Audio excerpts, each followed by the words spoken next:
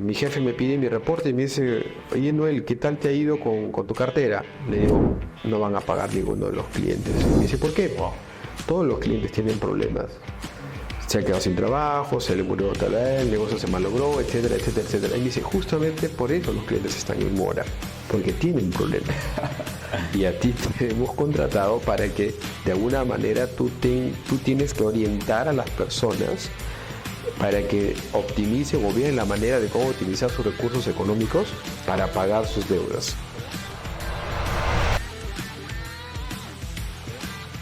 Buenos días a todos y bienvenidos a un nuevo episodio de Liderazgo Ejecutivo Historias de Éxito. El día de hoy tengo el gran placer de entrevistar a un gran referente del sector bancario, es actual gerente de plaza del Banco Pichincha de Trujillo, cuenta con más de 18 años de experiencia en el sector financiero, magíster en administración de empresas y además es un gran promotor de la empatía en el liderazgo y en el desarrollo de equipos. Quiero dar la bienvenida a Noel Chávez. Noel, muy buenos días. Muchísimas gracias por estar aquí con nosotros el día de hoy.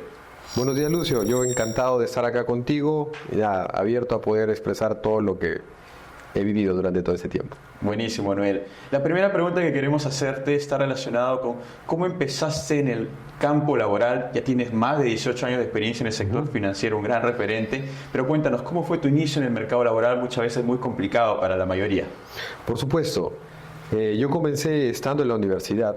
Me formulé algunas preguntas estando en el segundo ciclo de la universidad, en que si comenzaba antes mi vida laboral, podría antes conseguir cosas a esperar a acabar la universidad. Entonces comencé a buscar, aquel tiempo, año 2003, 2004, teníamos la página de CompuTrabajo. Ajá. Y comencé a buscar mucho de los requisitos que buscaba y que podrían encajar conmigo. Con tu perfil. ¿Sí? Con mi perfil, sin tener nada de experiencia, ¿no? Y encontré uno en particular y me presenté. La gran sorpresa mía fue que a los 2 días me llamaron para una entrevista. Ajá. Y bueno, súper emocionado, asistí. Esto fue en Chimbote. La empresa se llama actualmente es UK británico, dicta cursos de inglés. De inglés, exactamente. Mira. Y estaba aperturando su oficina en Chimbote y hizo la convocatoria. Y la convocatoria presencial o entrevista presencial se realizó en el gran hotel de turistas en Chimbote. Hasta ahí súper nervioso, pero ya había dado mi primer paso y ese primer paso había dado ya un resultado, que era conseguir una entrevista. Lo siguiente era que yo pueda ingresar a trabajar. Asistí y había una cola enorme de cerca de 50 personas que estaban esperando ser atendidas. Y el nerviosismo obviamente me invadía. Correcto. Pero sin perder el objetivo de dar un paso adelante en este mundo laboral, aun cuando tenía el tema de la universidad.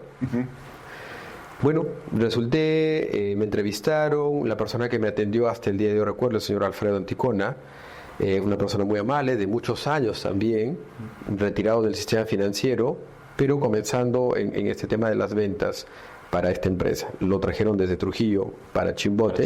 Exacto, y poder reclutar. Sé que al final quedamos alrededor de 10 personas, y digo sé, porque el día primero de que comenzamos el trabajo, el primer día de trabajo, la única persona que se presentó fui yo.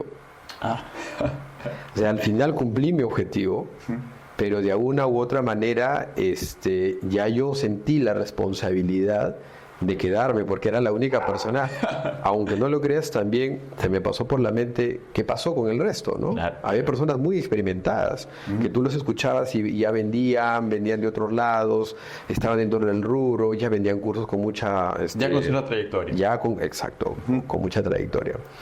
En mi caso, pues, cero experiencia, pero con todas las ganas de querer aprender. Genial. ¿Qué edad tenías ahí, disculpa?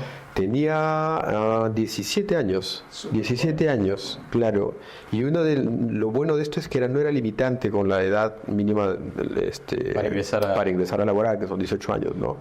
17 años, yo ingresé a la universidad por ahí nomás. Y, eso fue mi primera experiencia laboral. ¿Cuál era tu rol ahí en específico? Captar estudiantes para los cursos de verano que se iban a aperturar de inglés. Genial, era un rol un poco comercial, por así decirlo. Exactamente, totalmente comercial, ¿no? Y ahí era aprender las técnicas de venta, hacer venta en aquel entonces no había mucho el tema de las redes, es hacer ventas casa en casa, tocar las puertas, en el área circundante del lugar, y estaba muy bien ubicado. Ese local estaba a escasos metros de la Plaza de Armas, entonces tenía muy buena vista, muy buenos logos. Ahora lo veo, en aquel entonces no, pues no. Claro, y uno de los temas era, es una marca nueva, no sabemos cómo vende, con los métodos innovadores, que ahora sé y digo, pucha, uno podría tener mucho de facilidad de ventas si conociera todas las características de los productos que vas a vender.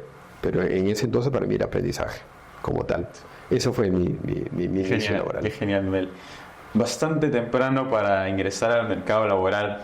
Me contaste que en paralelo entraste a la universidad. Cuéntanos un poco de tu experiencia en la universidad, qué carrera estudiaste y cómo luego se da ya tu ingreso a un próximo trabajo ya como profesional. Bien, yo ingresé a la carrera de Ingeniería de Sistemas, ¿sí?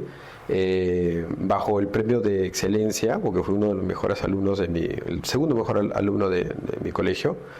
Y bueno, esa fue la expectativa que tenía yo para poder estudiar como ingeniero de sistemas, y me dediqué. Y de alguna u otra manera tenía yo claro que no tiene mucho que ver las ventas con ingeniería de sistemas, pero en el mundo que tenemos ahora automatizamos casi todo a través de la ingeniería de sistemas, manejo de base de datos, tiene mucho que ver con la parte de la predicción de datos, la analítica de datos en la ingeniería de sistemas, ¿no? En ese momento era nada. Incipiente, claro, eran dos ramas completamente distintas, ¿no? Correcto. Pero nada, me dediqué a eso, ¿no? Ingeniería de sistemas. Estamos hablando, en ese tiempo, todo el tema de la informática era relativamente nuevo aquí en el país. ¿Cómo se da ya tu primer trabajo como profesional, ya como ingeniero de sistemas?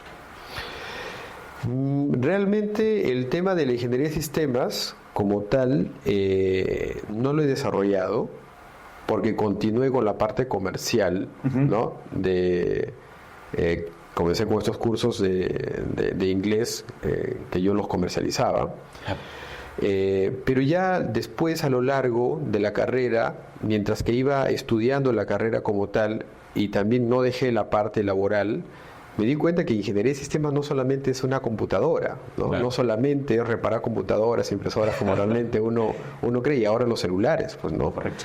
En realidad, ingeniería de sistemas viene a la explicación de utilizar el ingenio en los sistemas, ¿no? Y en un banco, por ejemplo, tienes un sistema de personas, un sistema bancario en el que hay que tener mucho conocimiento de cómo se maneja ese sistema.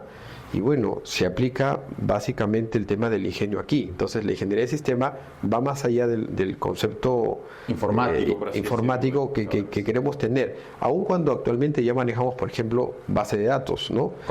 Los datos como tal, al convertirse o estructurarse, ya son información. Entonces, estamos hablando de informática como tal. Correcto. ¿No? Entonces, va mucho de la mano con eso. Yo al inicio pensaba que estaba yendo por caminos completamente distintos, pero ahora me doy cuenta que no. Entonces, por eso que continué con el tema comercial. Genial. Y una de la proyección de las ventas en este momento es eso, ¿no? Utilizar mucho de la inteligencia artificial, mucho de la informática, mucho de la ingeniería de sistemas para poder realizar ventas un poco más eficientes, buscando la eficiencia en las ventas. Qué genial, qué estupendo. Has hecho una gran carrera en el Banco Pichincha, empezaste bastante joven y actualmente ya eres gerente importante aquí en la ciudad de Trujillo. Cuéntanos un poco cómo se dieron tus inicios en el sector bancario. Bien, es una historia muy particular, porque pasar del área de estos cursos, que igual es venta, yo entré a un área de cobranzas y recuperación en el banco, que no tiene que ver con las ventas, como que hice un stop ahí, y básicamente es porque ya buscaba la formalidad, ¿no? Buscaba hacer algo formal y dije, claro, no tengo la experiencia, voy a comenzar de algo de repente bastante básico, que no me pide muchos requisitos como tal, entonces igual, convocatoria, buscar el internet, y lo que encontré ahí fue un gestor de cobranza.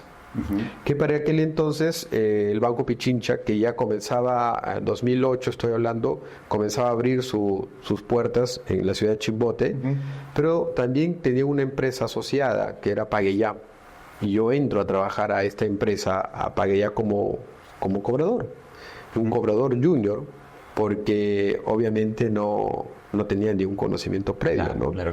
No, como una anécdota muy particular, cuando yo ingreso a trabajar en cobranza, en mi primer día me dan una cartera de clientes, los ubiqué, ¿no? Y al regresar, mi jefe me pide mi reporte y me dice, oye Noel, ¿qué tal te ha ido con tu cartera? Le digo, no van a pagar ninguno de los clientes. Y me dice, ¿por qué? Wow. Todos los clientes tienen problemas. Se ha quedado sin trabajo, se le murió tal vez, el negocio se malogró, etcétera, etcétera, etcétera. Y me dice, justamente por eso los clientes están en mora, porque tienen problemas. Y a ti te hemos contratado para que de alguna manera tú tienes que orientar a las personas para que optimicen o vean la manera de cómo optimizar sus recursos económicos para pagar sus deudas. Alguna solución financiera se le tiene que dar. Lo bueno que yo ingresé en una etapa donde la cobranza ya no era esa cobranza amarilla, porque así me contaban las personas que venían trabajando años en cobranza, que tocaban las puertas, te pegaban unos carteles, en tu casa hacían una especie de manifestación al frente con tal de que con cólera te presionaban de esa manera para que tú pagues. Yo entré en una segunda escuela, cuando la escuela era ya un poco de negociación, y me hizo recordar mucho el tema de lo comercial. Exacto. Yendo al otro, la otra parte del negocio en finanzas, que uno es colocación de un crédito, y en este otro caso es la recuperación de un crédito. Correcto. Entonces ahí es negociar. Cuando yo iba con las personas que eran más antiguas que yo, ellos iban a pelear, como decían ellos, al choque, ¿no? Claro.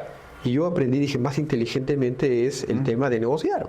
Correcto. Aprendimos técnicas, por ejemplo, en el malo y el bueno, ¿no? Él hacía del malo y yo hacía del bueno. Entonces la persona tenía una presión por un lado y se apegaban a mí para el tema de la negociación. Con usted sí puedo negociar, joven. Claro. Entonces, esa era la manera de recuperación de una manera más inteligente. Y a mí lo que me gustó de todo esto fue las estrategias que tú ibas utilizando con cada una de las personas, y al final era que te puedan pagar. Lo otro que también me gustó, y es el tema de la adrenalina, de que te midan en 30 días la posible recuperación que tú puedas tener de una meta, ¿no? Entonces cada día cuenta para llegar a cumplir los objetivos, ¿no? ¿Eso en qué me formó? Por ejemplo, en administrar tiempos. Porque en ese tiempo yo también hacía un tema todavía de estudios en la universidad. Solo que todavía estaba, exacto, en los últimos siglos, pero ya era más relajado. Claro. Yo continué, como te digo, de eso de que inicié en la universidad, continué con esta parte del trabajo y ya busqué un poco más de formalidad. Y este ímpetu de querer conocer, de plantear estrategias, me llevaba a mí al punto, yo como esta empresa Pagueyá, que era empresa del grupo del Banco Pichincha, aquel entonces Banco Financiero, ir al banco financiero, sentarme con el asesor que había colocado el crédito, y preguntarle a esta persona, ¿cómo lo evaluaste? ¿Qué negocio tenía? Porque a veces tú ya ibas y el negocio no existía, la persona se negaba.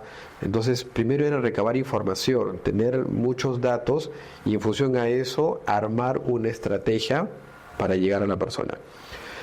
Ocurre eso, y de conocer también estados financieros. Yo no conocía ahí absolutamente nada, porque en ingeniería de sistemas nosotros vemos más la parte de programación, que era más el auge en ese entonces de la carrera, como sí, exactamente, ¿no? Y no es mucho el tema de finanzas, o digamos por ahí un curso, ¿no? Entonces para mí era sumamente de aprendizaje, estar en un constante aprendizaje, porque para mí el sistema financiero era nuevo. Correcto. Y entonces yo suelo respetar mucho a las personas que tienen ya el tiempo, porque de alguna manera conocen, y para mí es pues aprender, claro. ¿No? Entonces, eso, ¿qué es lo que me llevó a mí? No solamente a cumplir mis objetivos, sino que el gerente de aquel entonces, el primer gerente de la agencia en Chimbote, al ver eso se abrió justo una vacante de ejecutivo de nóminas y me dice, quiero que tú te presentes. Y hay algo que no ha cambiado en mí hasta entonces, el preguntarle, ¿por qué? Y me dice, porque veo características en ti que te gusta aprender, estás comprometido con tus objetivos, siempre llegas a tus objetivos, pero de hecho siempre es con un fundamento, que es el por qué, cómo llego a mis objetivos, cómo se dan las cosas, o sea, siempre estar tratando de buscar el porqué de las cosas, ¿no? Comprender siempre. Comprender, exacto, exactamente. Entonces ahí comenzó mi vida en el sistema financiero y me gustó esa invitación. Ajá. En las primeras 2 ocasiones que te comento, yo busqué entrar a un trabajo y aquí me invitaron, ¿no? Genial. Porque parte también de la expectativa como joven, lo mío también era entrar a varias cosas, claro, para después escoger una y encaminar mi rumbo profesional, ¿no? Especializarte en algo que te guste. Correcto, ¿no? Correcto. Pero en esta situación fue distinta porque como me invitaron, me gustó esa parte de invitación, la iniciativa y la respuesta que me dio al porqué que yo pregunté, ¿no? Claro, claro. El ímpetu que yo tenía. Entonces, nada, ahí comenzó esto y hay algo que también recuerdo de este gerente en particular, es que me dijo, tú tienes que tener claro una sola cosa. Uh-huh. ¿Cuáles son tus objetivos? Entonces me dijo, esto es tus objetivos como tal y estos son los que no tienes que perderlos durante todo el tiempo que estés aquí. Uh-huh. Y eso fue lo que hice. Leer el porqué, cómo se calculaba. Por ejemplo, nos medían en esa parte el retorno de una nómina. ¿Qué es un retorno de una nómina? Hay compañeros que yo los encuentro todavía están, que fueron compañeros míos, que están en la misma posición y que hasta el día de hoy probablemente no conocen a ciencia cierta cómo se calcula una nómina. Entonces yo lo primero que hice fue eso, ¿no? Claro, averiguar. Informarte. Y no era un cálculo, como ingeniero, no era un cálculo pues decir, oye, ya, esto es un aproximado. No, para mí era, este es el número preciso y este es el número que tienen que sacar y no me quedaba tranquilo hasta que no tenga el resultado. Correcto. ¿Y qué es lo que me gustó del Banco Pichincha? ¿Por qué me quedé ahí? Porque al año tuve un ascenso. Sí. Y al siguiente año tuve un reto fuerte que ya fue liderar un equipo. Pero me gustó con la prontitud de las cosas como se dieron, ¿no? Las oportunidades como que se dando sí, al ritmo que tú buscabas también y alineado a lo que considerabas era tu productividad y tus resultados. Exactamente, ¿no? Entonces me gustó que las metas eran alcanzables, me gustó que era un banco muy transversal para poder comunicarte con las diferentes áreas. Podías muy llamar, horizontal. Muy horizontal. Podías llamar de repente al gerente general y él te conocía al ser un banco mediano, pequeño, y podía conversar contigo y te daba el tiempo para explicarte las cosas y todo lo demás. Entonces conocías información desde la parte del directorio hasta la parte más baja, los practicantes, que estaba en tu nivel, vamos a decirlo así, ¿no? Me gustó eso, me encantó. Entonces, y el otro tema era la confianza que tuvieron conmigo, claro, de darme cosas sin tener la experiencia, todo el caso. Claro. Sí. Entonces, me acuerdo por ahí también soltó la posibilidad de ser ejecutivo comercial de convenios y esto ya era tener un equipo a cargo. Y cuando me dicen, oye, preséntate para esta posición, yo le digo, pero aquí hay una situación particular. Los trabajos que yo he tenido aquí, los resultados que he tenido aquí han sido de mi esfuerzo, individuales. Entonces yo me esfuerzo, yo me administro y yo tengo mis resultados. Claro. Pero nunca he trabajado con personas y creo que es bien complicado. Y me dijeron, bueno, acepta el reto. Vamos a estar aquí para ayudarte. Estupendo. Y fue así. Y fue así, ¿no? Los retos más complicados no solamente es el conocimiento, sino también es que la gente te compre como, no como jefe, porque jefe ya estás a través de un documento, sino que te vea como un líder y que te llegue a respetar, ¿no? Correcto. Tú puedes ser menor que ellos, igual que ellos, pero el momento que asciendes, tienes que diferenciarte. Correcto. Para que te vean como tal, ¿no? Como un líder. Y ese fue el camino comercial el que inicié en el año 2012 y hasta el día de hoy pues con todos los grupos de trabajo que he tenido o equipos de trabajo que he tenido a lo largo de las diferentes ciudades en las que el banco ya me ha ido enviando, ¿no?, por diferentes partes del Perú, ha sido completamente satisfactorio y alucinante poder trabajar con personas y poder desarrollarlas, enseñarles. Es lo que más me ha captado en este mundo. Uh-huh. Ya dejando de lado la parte comercial, sino es la parte del desarrollo de personas y de alguna manera va de la mano al ser un ingeniero de sistemas, porque trabajo con un sistema de personas. Exacto. Qué interesante tu trayectoria. Sin lugar a dudas, has hecho un crecimiento bastante rápido en tu carrera en el Banco Pichincha como tal, ya ahora como gerente. Y se ve una carrera de muchos logros. Sin embargo, algo que quiero preguntarte es, durante todos estos años, ¿cuál ha sido, que consideras tú, el obstáculo más grande o el reto más complicado que te ha tocado sobrellevar y qué aprendizajes te ha dejado? Correcto. El reto más complicado que he tenido, y puedo decir hasta el día de hoy, es mi edad.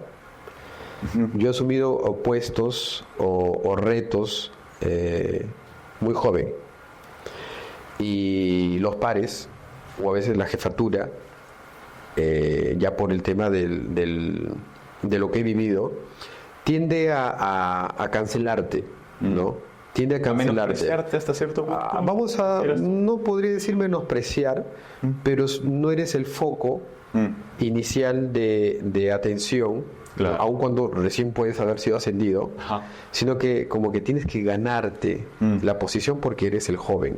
Claro. ¿No? Hay una varilla un poquito más alta. Por supuesto, ¿no? Y con eso tengo que vivir todo este tiempo profesionalmente hablando, porque sí, pues analizando un poco para entender también cómo la otra persona me ve, me percibe, por qué esta persona piensa así de mí. Uh-huh. Sacaba yo mis cálculos como buen ingeniero, decía, analizabas todo. Todos los ejecutivos, ¿cuántos años tienen? Miércoles, sí, yo he sido el más joven, soy el más joven. Todos los gerentes, ¿cuántos años tienen? ¿Cuál es la trayectoria de ellos? Venían del Continental, BCP, Interbank, y yo era el que venía del Banco Pichincha, ¿no? Sí. Entonces, de las canteras. De las canteras, ¿no? Y a veces hasta puede ser un poco peyorativo. Tu experiencia laboral, solamente vienes del Banco Pichincha.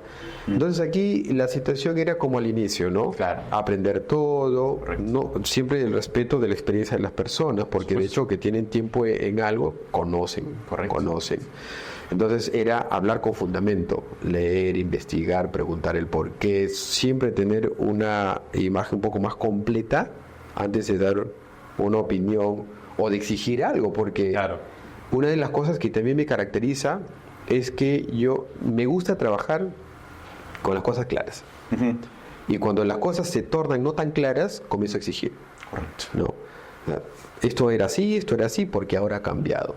Entender el porqué de las cosas. Correcto. ¿No? Pero eso es lo que a mí me ha llevado a lo largo de toda mi experiencia profesional a querer buscar siempre ser buscar el porqué de las cosas, uh-huh, porque la edad siempre ha sido un punto, vamos a decir, de las otras personas, retador.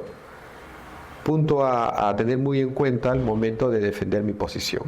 Claro. ¿No? Qué interesante en tu caso, y creo que también de algunos jóvenes también seguramente les ha pasado, les está pasando. ¿Qué recomendaciones específicas les podría dar a algún joven que tiene un cargo importante y que inclusive tiene personal a cargo mayor que ellos, para que puedan tener más éxito o sobrellevar mejor una situación y puedan generar los resultados con su equipo de trabajo? ¿Qué recomiendo? Recomiendo mucho la humildad, practicar mucho la humildad, porque antes de entrar a un proceso de juzgar a las personas, sino es entenderlas, ¿no? Claro. Todos tienen una posición distinta, buena o mala, incómoda o aceptable hacia nosotros, pero siempre hay un porqué hacia atrás, ¿no? Algunas personas se pueden sentir incómodas profesionalmente porque ya vas viendo que unos van de bajada y otros van de subida, y aceptar esa parte es sumamente incómodo para las dos partes. ¿Cómo tratas a una persona mayor sabiendo que no está ya a la altura de lo que tienes ahora. Y el otro lado es cómo tú tratas a una persona mucho menor que tú, sabiendo que tú tienes años o que tú ya no estás a la altura. Claro. ¿No? Entonces, para mí es practicar mucho desde mi yo, desde la parte de mi persona, es entender mucho a los contextos. Antes de emitir un juicio, ¿no? Antes de emitir un comentario, recomiendo mucho eso. Y para eso hay que practicar mucho el tema de la humildad, ¿no? Estar en un cargo a muy corta edad es muy bueno, ¿no? Puede ser el ego, pues se eleva rápido, pero nunca hay que menospreciar a la persona que tiene mucho tiempo ahí, porque por algo tiene el tiempo ahí. Los años y la experiencia le enseñan. Y a lo largo de estos 18 años, sí, me he dado cuenta que es eso. Sí, exactamente. Qué genial, qué estupendo. Quiero pasar de tema a algo bastante interesante que has tocado, que te gusta, entiendes, y que se relaciona mucho con lo que buscamos promover, que es el liderazgo. Y está relacionado con el desarrollo de equipos, que entiendes es una de tus pasiones también. La primera pregunta que quiero hacerte sobre este tema es: ¿qué cualidades consideras deben ser esenciales en cualquier líder empresarial, en cualquier líder en alguna organización? Cualidades. De hecho, que ya lo dijiste al inicio, una de las cosas que trato de practicar, porque no es que lo tenga al 100% desarrollado, el líder como tal, la cualidad que tiene que desarrollar es ser empático, ¿no? Y la empatía desde el punto de vista para comprender a las personas que tienes acá. El líder tiene una responsabilidad muy grande. Empresarialmente es dirigir, ¿no?, a las personas que tiene para que los resultados se den y la empresa tenga un resultado óptimo o el esperado, ¿no? Y esto, la idea es que se haga por un tema de convicción, no porque soy el jefe o no porque me tienes que obedecer, es una orden, o porque por eso te pago, claro, sino que se tiene que dar por convicción. Y ahí está el gran reto de una persona en convertirse en un líder, que las personas te vean así, no porque tú eres el jefe, sino que las personas te reconozcan como el líder. Y para que ocurra eso hay que ser muy empáticos. Y la empatía, de alguna manera, tiene que ver mucho en comprender el trasfondo de lo que la persona está tratando de expresar, porque a veces lo que expresamos no necesariamente es lo que nos está pasando. Correcto. Y aquí hay una parte de la que mucho hago hincapié al momento de hablar sobre estos temas de empatía y de liderazgo, es que el líder tiene que ser capaz de identificar cuál es la necesidad de su personal y darles lo que necesitan, no lo que quieren. Correcto. Que es un tema completamente distinto, ¿no? A veces no está muy claro, ¿cierto? No está muy claro, exactamente. Entonces, es eso, ¿no? Y el otro tema es la escucha activa. De alguna u otra manera, creo que es algo que se tiene que desarrollar con bastante agudeza. El líder es tener la escucha activa, leer entre líneas, qué es lo que las personas me están tratando de querer transmitir, comunicar, transmitir, exacto. Ser muy observador con eso. Ser muy observador, ¿no? Entonces hay una responsabilidad bien fuerte, bien grande de un líder, creo, al momento de que sea reconocido como tal, ¿no? Que sea reconocido como un líder. Interesante. Hay una habilidad también esencial, clave en el tema del liderazgo, que lo has comentado un poco al inicio con la transición que se daban en tu etapa de cobranzas, está relacionado con el tema de influenciamiento para la negociación, ¿no? Antes quizás uno lo hacía más por la fuerza que por las habilidades de convencimiento hacia la otra persona. Claro. Ahora, ¿qué tan importante es la influencia en el liderazgo para el desarrollo de equipos? ¿Y qué estrategias sueles aplicar al día de hoy, por ejemplo, con tu equipo de trabajo en el Banco Pichincha? Bien, la influencia es la manera como tú te vas a encargar de que las personas hagan lo que tú quieres que hagan. Correcto, ¿no? Así es. Obviamente el objetivo es influenciar para que todo se dé de la manera que uno espera. ¿Cómo lo desarrollo actualmente con el equipo que tengo a cargo acá en Trujillo? Cada persona es un mundo muy particular, ¿no? Claro. No suelo meterme mucho a la parte personal de las personas siempre que no lo quieran. Espero que sea natural. y que me lo comente, ¿no? Okay. Todo lo forzado para mí no tiene un sentido, duradero, sostenible en el tiempo.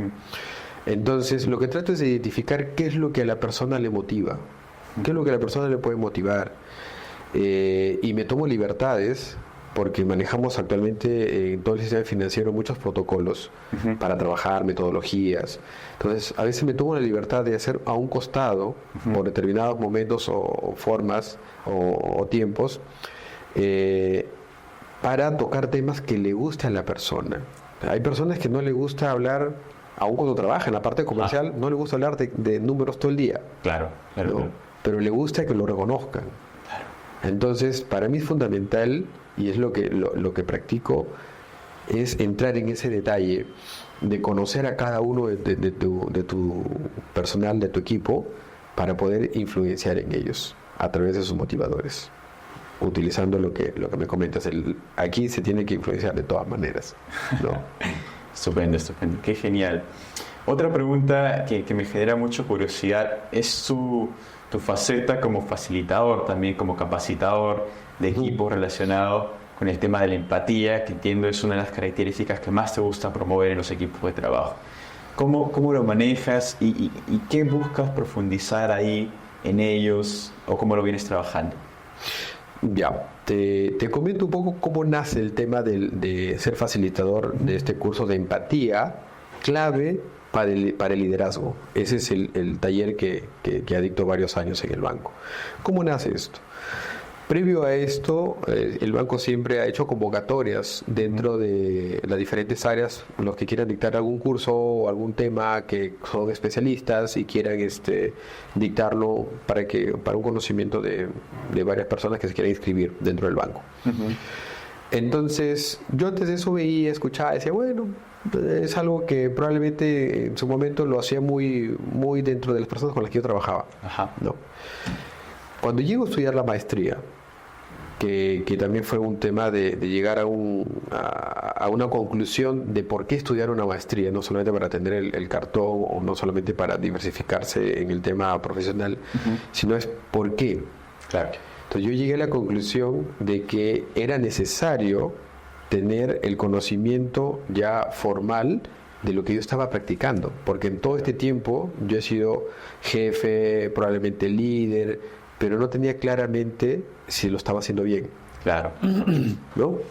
No habías pasado por una educación formal quizás en ese... Exacto. Entonces cuando yo estudié la maestría, lo que me ayuda a este tema es a corregir muchas cosas o a plantearlas o a aseverar cosas que yo sí estaba haciendo. Esto sí lo hacía bien, ¿no?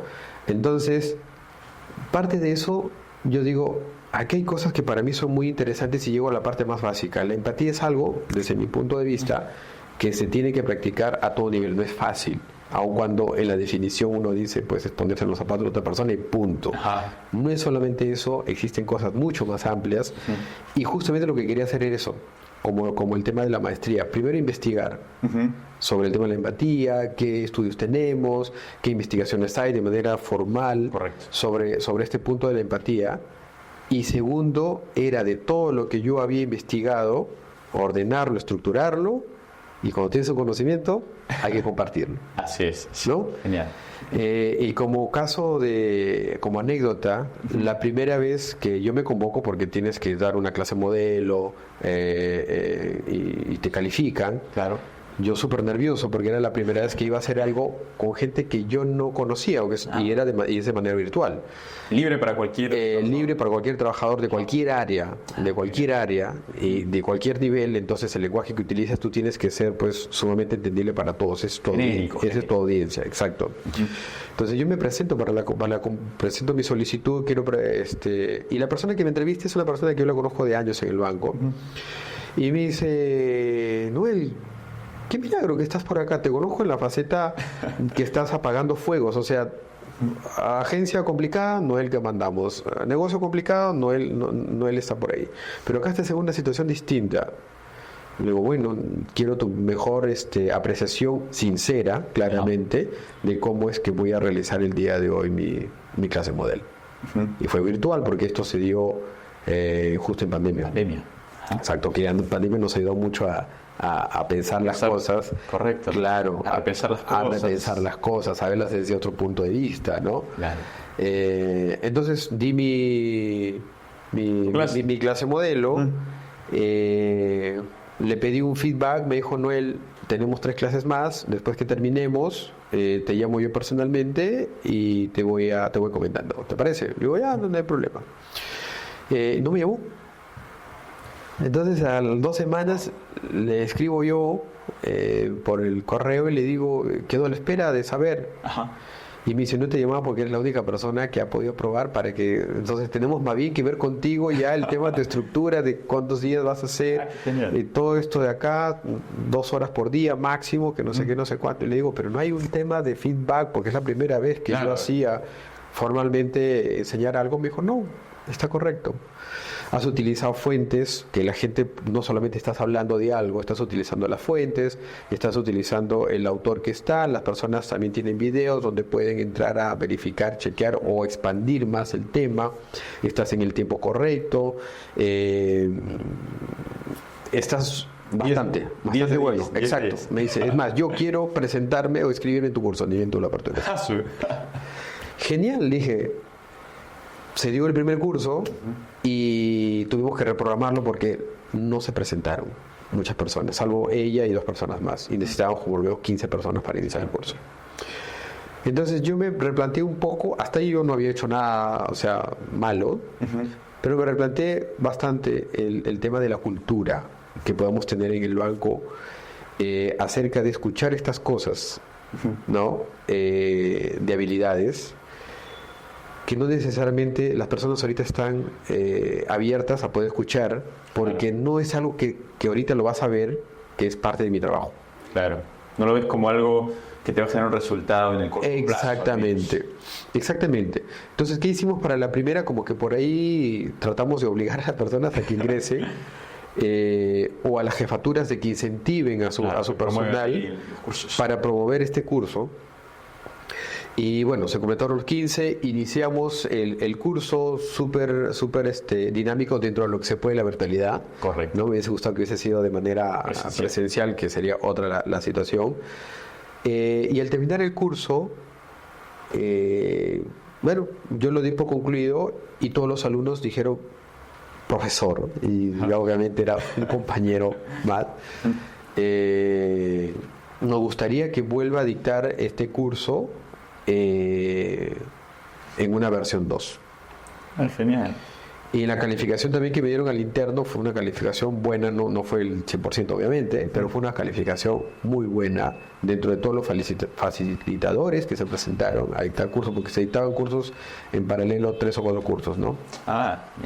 Pero este era el único curso de habilidades blandas.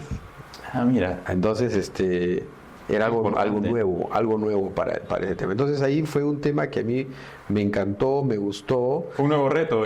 Fue un nuevo reto también para mí, pero busqué que sea ya desde el punto de mi investigación a poder compartir. Por eso es que yo dicto el curso de empatía para el desarrollo del liderazgo, ¿no? Interesante. Así interesante. Veo que has descubierto quizás una pasión por la enseñanza. Exacto.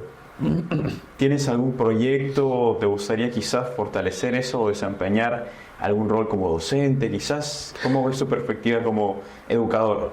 Por supuesto, una de las cosas que ya está dentro de mi expectativa, primero el crecimiento profesional lo tenemos de manera vertical, pero ahorita yo ya quiero hacer un crecimiento profesional de manera horizontal, no necesariamente con la parte empresarial, pero sí con esta parte de conocimientos, experiencias, aprender cosas nuevas también para igual impartirlas como tal. Entonces sí, uno de mis objetivos ya a mediano plazo, porque yo saqué el tema de la maestría este año y uno de los objetivos era eso, ¿no? Comenzar ya a impartir esto a nivel de superior. Ya hablamos de una universidad o alumnos de pregrado, para comenzar, porque de hecho que con estos temas burocráticos te piden que tengas experiencia comprobada. Correcto. Y todo lo demás. Entonces, la maestría, bueno, que ya está. Exacto, son varios requisitos. Varios requisitos.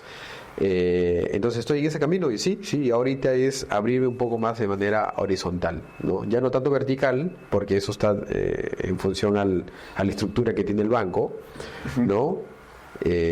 Todavía no está dentro de mis planes cambiarme de entidad financiera, pero sí es ampliarme en lo profesional, ¿no? Correcto. Siempre es importante desarrollar otros proyectos, no estancarse.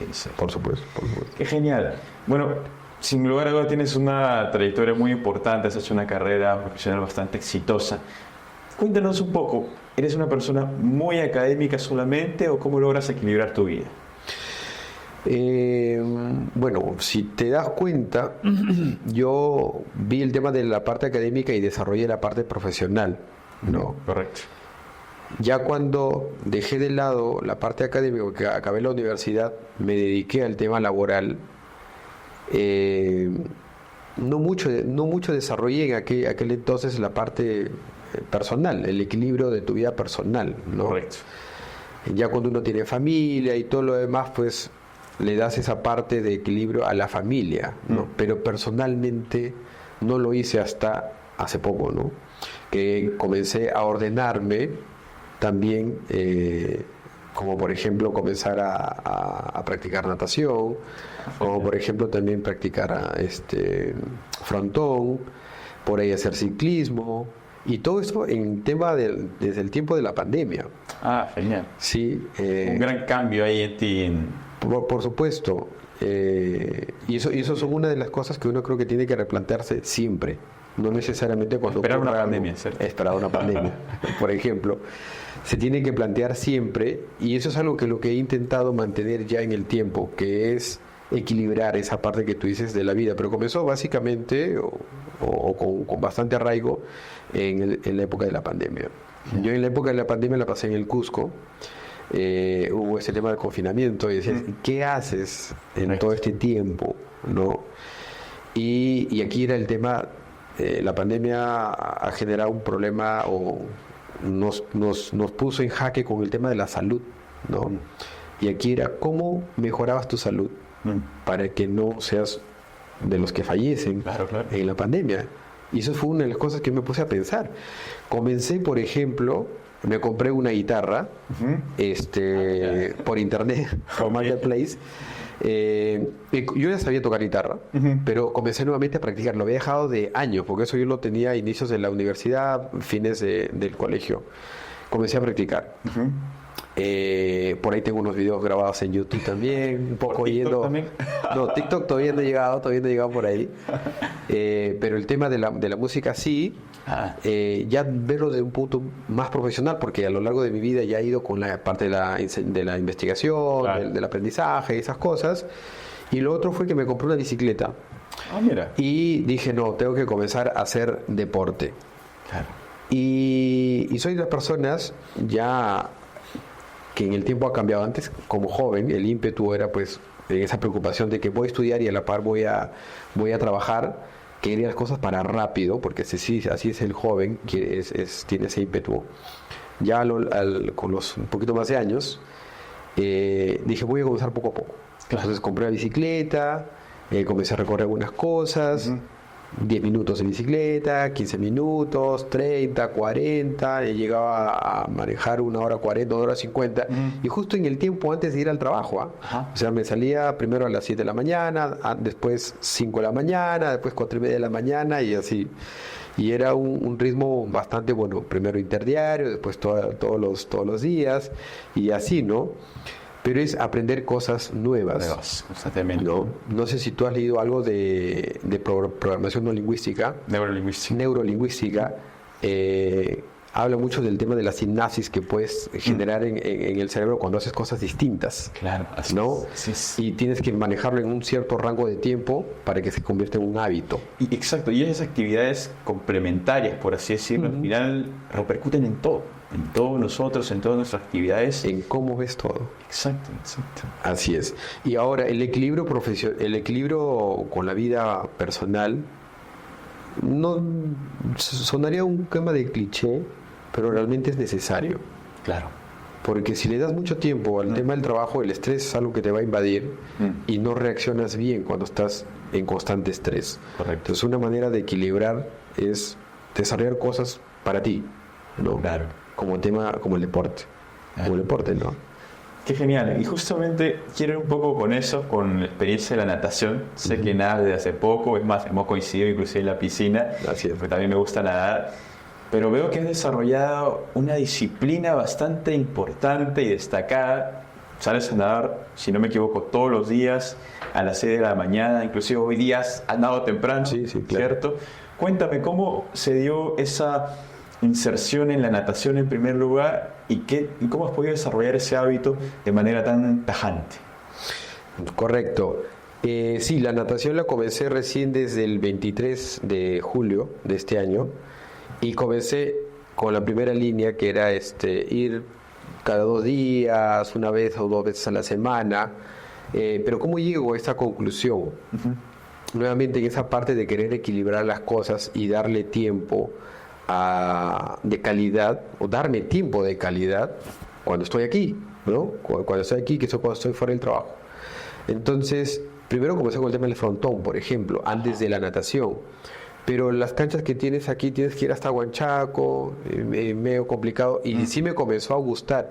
Y esa partecita de descubrir algo nuevo y que te guste, me generó algo de, a ver, y voy a probar con algo que quería hacer desde niño, el tema de la natación.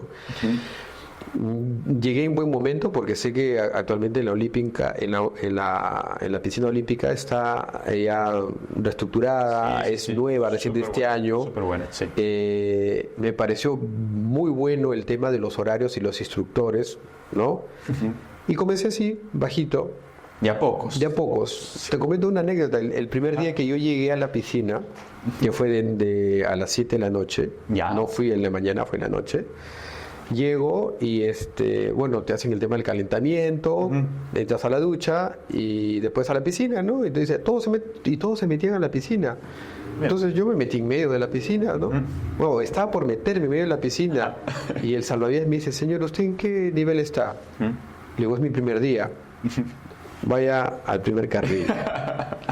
Y voy al primer carril y me atiende un instructor, un profesor, y me dice, ¿va a comenzar de acá? ¿Usted sabe nadar? Y yo le digo, mira, sé nadar, profesionalmente no, pero quisiera comenzar desde cero. Quiero aprender desde la respiración y avanzar poco a poco. Quiero aprender bien. Si hay algo que tenga que corregir, corregiré. Y me dijo, ok, está bien. Y me gustó esa determinación que tuve de comenzar desde cero, porque fue un momento de tomar la decisión en ese momento. Yo pude haberle dicho cualquier cosa, no, sí sé nadar, y me mandaban algo más avanzado. Un poco el ego también ahí. Por supuesto, ¿no? Porque había jovencitos que estaban ahí, que estábamos avanzados, porque me regresaron al carril 1, yo estaba por la mitad de la piscina. Y me gustó esa determinación que tuve. Entonces yo digo, me puse a pensar, si voy a comenzar en esto, quiero hacerlo bien. Y no me quiero cansar, voy a comenzar dejando un día, y así avancé en un turno. Después completé toda la semana, y después ya me quedaba chico. Mira. Estamos hablando de julio, agosto, septiembre, y ya comencé a ir hice preguntas ahí a las personas, digo, ¿puedo asistir en 2 horas o más tiempo? Sí. ¿Puedo asistir en la mañana o en la tarde? Sí, la cuestión es coordinar. Entonces dije, voy. Pero hay algo que sí ha pasado a lo largo de estos tiempos, de cuando tuve 18 años a los 37 que tengo ahora, es que trato de respetarme a mí mismo cuando tomo una decisión, ¿no?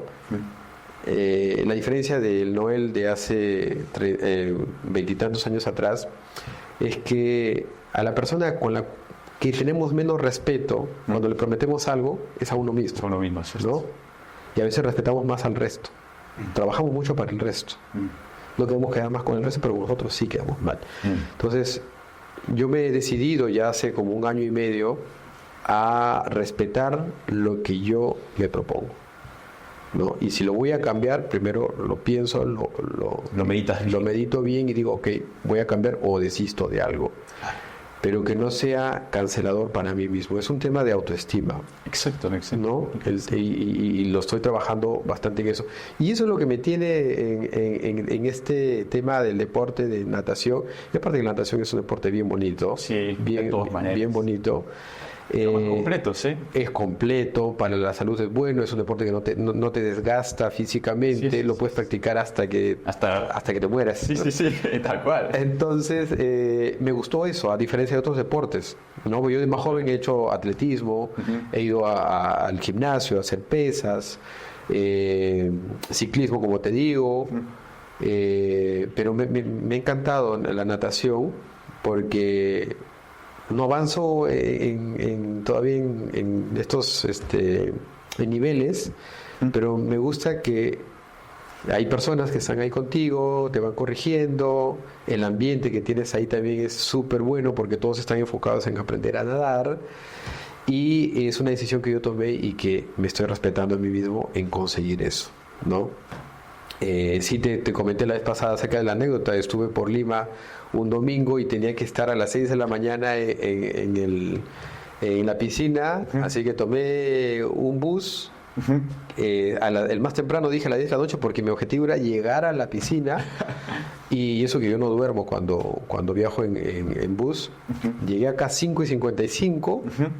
Me cambié al toque y 6 en punto estaba parado ahí en la oficina, en la piscina, para poder practicar. Es impostergable ya tu... Para mí es impostergable. Genial, qué buenísimo. Realmente es bastante admirable esa capacidad y esa determinación que tienes para proponerte objetivos, para proponerte nuevos retos. Y eso creo que al final es transversal. Como uno es en el trabajo, es en la casa, es con sus proyectos.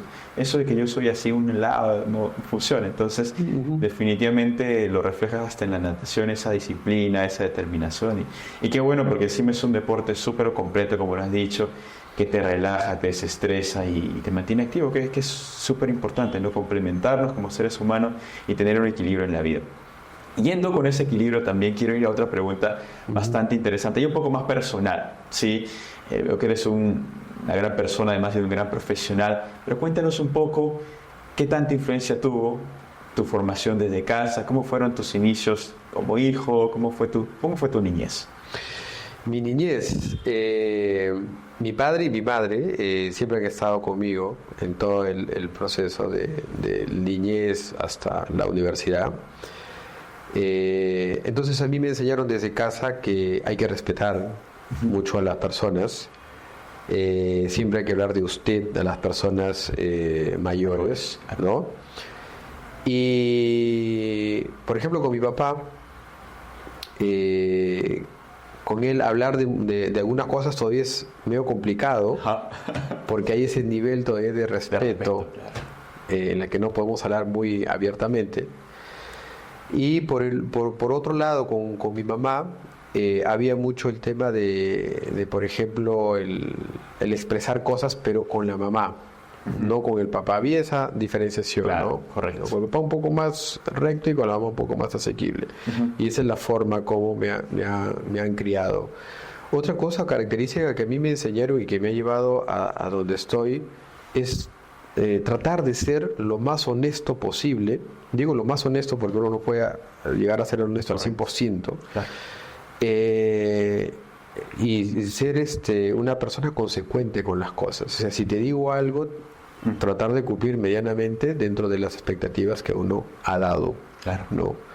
Entonces, esas son dos cosas que me enseñaron, por ejemplo, en mi casa, ¿no? Como un tema de anécdota, también antes de que yo salga del colegio, tuve la oportunidad de ayudar en una pequeña vulcanizadora voy a decir, mi primer jefe, ¿no? Pero para mí era un tema de ayuda. Claro. Pero hubo un tema muy particular con esta persona, que esa persona era sordomuda. Wow. Entonces, como esa persona era sordomuda y a veces se quedaba dormida, porque era un sábado por ahí, 2 o 3 horas que yo estaba, se quedaba dormida, pues no había quien lo levante, ¿no? Y el otro tema, que había justo el amigo que me llevó a mí, este amigo pues metía la mano a la cajita, sacaba la plata y por ahí él disponía de la venta del día, ¿no? De la producción del día. Cosa que a mí hubiese ocurrido dos cosas. Claro. Hubiese podido hacer lo mismo, pero tomé la determinación de no. Tomé la determinación de no coger, porque eso me enseñó en mi casa, ni siquiera un céntimo. En ese entonces todavía había un céntimo. Ni siquiera coger un céntimo, ¿no? Y siempre esperar a que o levantar a esta persona para poder solicitar. Sí, tener el conforme de él, porque él era el que manejaba todo. Claro. Es más, era una persona muy reconocida en este rubro de parchar llantas, de la vulcanizadora. Muy reconocida en la parte de Chimbote, que lo conocían a él, aun cuando no hablaba y no escuchaba, ya lo dejaba y él sabía lo que tenía que hacer, porque identificaba. Era una persona muy buena en su trabajo, lo que hacía. Entonces, son cosas que a mí me enseñaron desde casa, ¿no? Y son cosas que yo actualmente repito y converso mucho con las personas de mi equipo. Y digo, o sea, hay cosas en las que uno puede entrar como jefe, claro, y hay cosas que no, porque son cosas que vienen desde casa. O deberían venir desde casa. Lo que pasa es que vienen mal o bien formadas, claro, ¿no? Entonces, ya tú no eres un ente educador o formador. Correcto. Ya son cosas que no se pueden cambiar, y ahí viene mucho el tema de la empatía. Y ya para no salirse de lo que estabas contando de esta anécdota, y ahí haciéndome ahorita recordar un poco, desde ahí practicaba el tema de la empatía. Mira, quise aprender a hablar un poco el lenguaje de señas para comunicarme con él. Ajá. Yo dije, quiero hacerlo porque quiero comunicarme. Y desde ahí creo que viene el tema de la empatía, por esa limitación que él tenía, pero que muy bien se expresaba. Él lo entendían las personas, ¿no? Y sí, aprendí un poco de lenguaje de señas. De muy buenos amigos hasta ahora. De vez en cuando también lo voy a ver. ¿Se reúnen por ahí? Sí, claro. No nos reunimos, pero sí lo voy a ver. Sí lo voy a ver. Bueno. Él avanzó también en la vida, ya con hijos, casado, yo también, pues no por mi parte. Pero nada, eso es lo que a mí me enseñaron de casa, una familia muy tradicional, un hogar constituido, con siempre papá y mamá, papá trabajando y mamá en la casa, ¿no? Pero ya después mi mamá quiso desarrollarse profesionalmente. Y salió pues ya con el tema de comenzar, comenzó como docente en un colegio.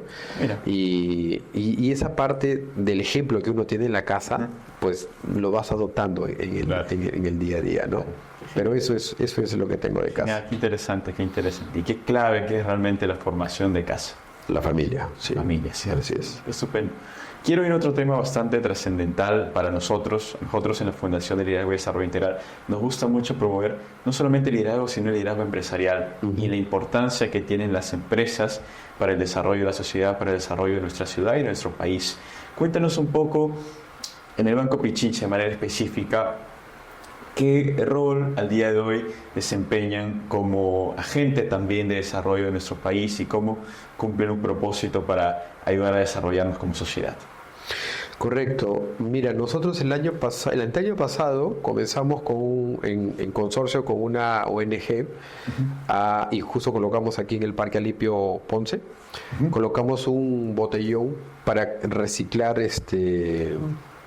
plástico. Y una de las cosas que me pareció sumamente interesante fue eso, ¿no? Que el banco quiera apostar por esta nueva forma de pensar, de reciclar, de tomar el tema de los plásticos, la reducción de la utilización de plásticos y todo lo demás, como un foco de poder mejorar en la sociedad de alguna manera la cultura de las personas. Correcto. Porque es un tema cultural y que no va a ocurrir de la noche a la mañana, ese es un tema en proceso, ¿no? Entonces, bajo esa situación nos reunimos con algunas personas de la municipalidad, con esa ONG y yo como representante del banco aquí en Trujillo, ¿no? Este proyecto se desarrolló en Trujillo, se desarrolló en Ica, se desarrolló en Iquitos y me parece que en Piura también, ¿no? Bueno, después de un tiempo ya, porque esto tiene también un periodo, entiendo de que eso ya trascendió a otros bancos, como el Interbank también se sumó para esto. Pero eso es un poco lo que el banco hace para poder digamos, apoyar en estas cosas que son buenas, ¿no? Claro. Para el consumo, el menor consumo de plástico o la reutilización de estos plásticos como tal. Y como me gustó, me encantó este tema, un poco conocer, mira, a nivel de empresas, por ejemplo, un dato muy bueno, es que en Trujillo, hasta antes de esto, solamente existía un reciclador formalizado en Trujillo. Solamente existía uno. Solo uno. Todos los demás eran informales. ¿Y qué pasa con la informalidad? Que el tratamiento de estos plásticos no lo hacen de manera correcta. Claro, ¿no? imagino. Exacto. Entonces, lo que impulsaba también esta ONG era eso, que las personas que hacían ya el reciclaje como tal se formalicen. Porque actualmente, según el estudio que habían hecho, el reciclaje como tal lo veían como algo secundario, como algo tercero, como un ingreso extra. Pero ellos te daban el número y te decían, oye, sí puedes vivir, y es una buena industria hacer el reciclaje como tal.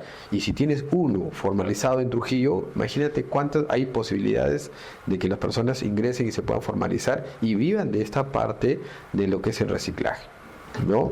Además, salieron ideas muy bonitas con el tema de la municipalidad, pero bueno, cambiaron de alcalde, ya la situación fue otra, temas políticos, pero me encantó eso. Y actualmente tenemos en el banco hay temas de un espacio para hacer reciclaje, y siempre en las reuniones que tenemos, pues cada 15 o 20 días, yo compro mi botellita de agua por si acaso estoy votando aquí para un poco incentivar, ¿no? Una de las formas de poder incentivar es que uno como líder lo practique, correcto, ¿no? Y seas un constante ente de que esté ahí haciéndonos recordar que esto es lo que queremos, o esto es bueno, ¿no? Esto es bueno. Eso no lo puedes imponer porque no es parte del trabajo, pero porque es un tema cultural también. Pero el otro tema es que es bueno. Ayuda a sumar, ¿no? Ayuda. Incentivar ello. Y a veces uno cree que a veces no hace efecto, pero la suma de esos pequeños cambios que uno va haciendo al final va generando resultados a largo plazo. Por supuesto. Sí, qué interesante. Hay un tema que se habla mucho hoy en día, que es el tema del propósito del ser humano. Se habla mucho de que los profesionales no solamente tenemos que ser destacados, tenemos que enfocar nuestros proyectos, sino también pensar cómo podemos contribuir a nuestra sociedad, cómo podemos contribuir a los demás. Cuéntanos, Noel, ¿has descubierto ya tu propósito? ¿Cómo sientes que estás contribuyendo o que podrías contribuir a nuestra sociedad? No tengo un propósito todavía completamente definido, ¿sí? Pero en algún momento sí pensé que mi propósito como Noel Chávez en la sociedad es ser un agente de ejemplo y de cambio. Entonces, ¿y cómo pragmatizo eso? Por ejemplo, enseñando lo que yo sé, ¿no? Aliviando un poco la incertidumbre de los jóvenes, porque creo que tú debes haber pasado por eso, yo pasé por eso, la gran mayoría es, una vez que estás estudiando, ¿y en qué me desarrollo? Claro. ¿En qué me ocupo? ¿No? ¿A qué me voy a dedicar ahora? ¿A qué me voy a dedicar? En su momento, por ejemplo, lo más común era, si soy ingeniero de sistemas, pongo mis cabinas de internet. Eso es lo que le decía. Era lo natural en ese tiempo. Lo natural. Si soy ingeniero civil, coloco mi constructora, ¿no? Va por ahí. Si soy un abogado, al Poder Judicial. Claro. Si soy una enfermera, al Ministerio de Salud o el Salud, ¿no? Entonces, para mí, y como agente de cambio, es eso, impulsar, ya a través de mi experiencia, y esto va a ser obviamente una posibilidad muy grande de poder compartir esas experiencias, es que existen cosas que todavía no tenemos desarrolladas en el Perú, en el mundo, y que sí podemos hacer de manera distinta. No ir por lo normal o lo que ya está preestablecido. Correcto. O lo que me da la fórmula. Estudio doctor porque estudio medicina porque quiero dinero.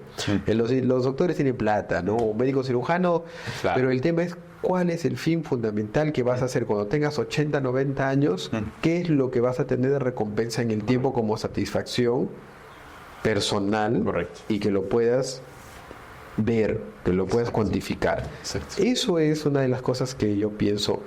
Y en algún momento, conversando con un amigo, le digo, mira, una de las cosas que creo es que si las personas a mí algún día me recuerden por todo el lugar donde he estado, es que den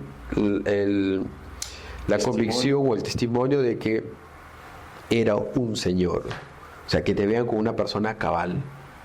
No tengas... Alguien respetable, ¿no? Y que seas un hito o un ejemplo a seguir. Claro. Un ejemplo a seguir. Claro. Y eso es trascender. Exacto. ¿No? Trascender. Entonces, es un legado, ¿cierto? Exactamente. No solamente a nivel fisiológico, que es a través de los hijos, sino que es trascender en la sociedad, ser una persona que te recuerden. Que te recuerden es pasar a la historia, ¿no? Qué genial, Noel, y realmente te felicito por ese buen ánimo natural que tienes de también ayudar a los demás, de ayudar a desarrollar la sociedad, y qué bonito realmente. Hay 2 preguntas finales que quiero hacerte. La primera está relacionada con el mercado laboral, que muchas veces es incierto. ¿Cómo ves la proyección del mercado laboral, quizá en primer lugar en el sector en el que te dedicas y quizá de manera general? ¿Qué nos puedes comentar al respecto? El mercado laboral, en el sector financiero, hay una constante que se da en todo el mundo, que es el cambio. Correcto. ¿No? Lo más constante es el cambio. Entonces uno tiene que estar en mucha actualización a estos cambios. Lo que se repite también en el día a día es que las personas se resisten mucho al cambio. Así es. Pero se resisten al cambio cuando no lo entienden. Entonces, de hecho, que en un mundo cambiante, en el sistema financiero que es cambiante, hace un rato conversábamos fuera de estos momentos, que por qué las entidades financieras están cerrando oficinas, ¿no? No es que los negocios se están contrayendo, sino que los negocios están cambiando a una era digital. Así es. ¿No? Entonces, lo que no hacemos transaccionalmente en un banco, en una agencia, que es un canal del banco, lo hacemos ya a nivel de digital.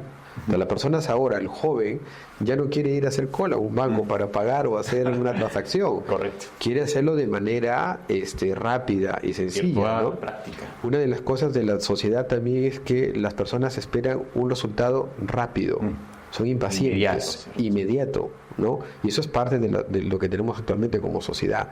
Entonces, eso es lo que se viene, eso es lo que se viene en el sistema financiero también, ¿no? Claro. El Perú todavía está en un proceso de bancarización. Tenemos harto por bancarizar y producto de eso tenemos tasas todavía altas en comparación a Norteamérica o Europa, ¿no? Pero es porque todavía estamos en un proceso de bancarización. Pero la bancarización ahora viene acompañada de la digitalización. Entonces, esa es un poco la orientación que debemos de tener, ¿no? Claro. Utilizar el cambio como una posibilidad de estar un paso adelante y no como una forma de renegar. Como una dificultad. Una dificultad. Más que renegar, porque el renegar es una pérdida de tiempo, ¿no? Exacto. Aquí el tema es entenderlo. Entenderlo y estar más adelante. De verdad que cuando nosotros entendemos el cambio, vamos a estar en un paso más adelante. Sin temor a equivocarme, hasta podemos predecir de alguna manera qué cambio se viene. Cuando entiendes cuál es el cúmulo de cambios que se están viniendo, ya vas a saber qué es lo que se viene en adelante, ¿no? Si ahorita estamos diciendo que la digitalización es algo que se viene, de hecho, que no es un negocio, hablar un par de años, de repente menos, mantener agencias físicas en un banco, ¿no? Entonces, si quiero ser un cajero, por ejemplo, comenzar un cajero, ya no debería ser mi objetivo como tal. Correcto. Debería entrar a otras cosas, ¿no? Sí. Entonces, eso, estar, la recomendación para mí, de hecho que la incertidumbre siempre va a estar. Exacto. No te puedo decir qué es lo que va a pasar porque es algo muy incierto, exacto, sí, completamente incierto, pero lo que sí es constante en todo este tiempo es el cambio, y hay que entender el cambio, ¿no? Sí.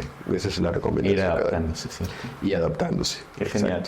Realmente ha sido bastante genial poder escucharte el día de hoy, Noel.